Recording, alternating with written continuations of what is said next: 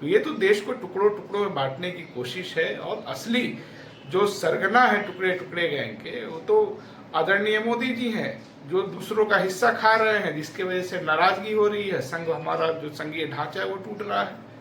ये बहुत शर्मनाक है। जी हाँ, ये अल्पसंख्यक कांग्रेस प्रदेश अध्यक्ष शाहनवाज आलम हैं, जो प्रधानमंत्री मोदी को कटघरे में खड़ा करते हुए उन पर एक बड़ा आरोप लगा रहे हैं।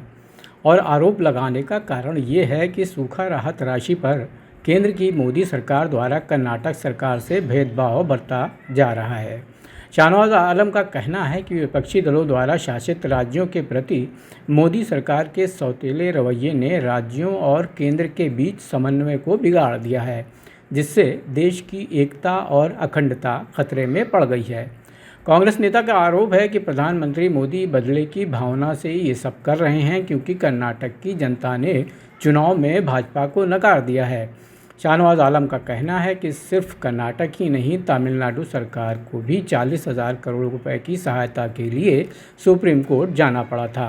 कांग्रेस नेता ने कहा कि अगर ऐसा ही रहा तो भविष्य में इन राज्यों में भी लद्दाख जैसे हालात पैदा हो सकते हैं।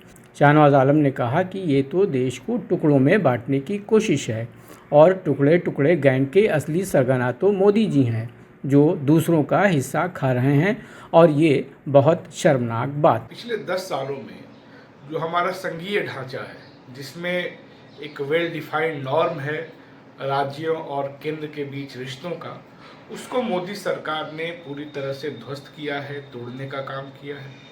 और उसी की वजह से हम बार बार देखते हैं कि सुप्रीम कोर्ट में विपक्ष द्वारा शासित राज्यों को आना पड़ता है। पिछले दिनों हमने देखा कि गवर्नर्स ने कानून जो पास किए गए विधानसभाओं में, उसमें आनाकानी की साइन करने में, उसमें भी सुप्रीम कोर्ट को हस्तक्षेप करना पड़ा। और जो ताज़ा मामला है जिसमें कि कर्नाटक अपने हिस्से को मांग रहा है, जब वहाँ पे सूखा पड़ा हुआ है, उसको 35,000 करोड़ रुपया हमारी सरकार को पिछले दिसंबर तक दे देना था, इन्होंने नहीं दिया, क्योंकि वहाँ की आवाम ने कर्नाटक में भाजपा को हराया था, उसका बदला वो ले रहे हैं। तमिलनाडु को भी सुप्रीम कोर्ट जाना पड़ा, क्योंकि वहाँ जो आपदा आई थी उसमें 40,000 करोड़ रुपए उनको चाहिए था, और ये सब उनका अधिकार बनता है। 2005 में मनमोहन सिंह सरकार ने आपदा प्रबंधन अधिनियम बनाया था। तो आप बदले की भावना से, जिन राज्यों के लोग आपके साथ नहीं है, आपको वोट नहीं दिए, आपकी सरकार नहीं बनवाए, उनका आप हिस्सा खा जा रहे हैं। तो ये तो देश को तोड़ने की कोशिश है।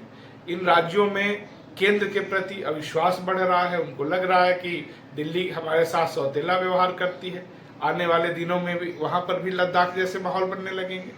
तो ये तो देश को टुकड़ों टुकड़ों में बांटने की कोशिश है, और असली जो सरगना है टुकड़े टुकड़े गैंग के, वो तो आदरणीय मोदी जी हैं, जो दूसरों का हिस्सा खा रहे हैं, जिसकी वजह से नाराजगी हो रही है। संघ हमारा जो संघीय ढांचा है वो टूट रहा है।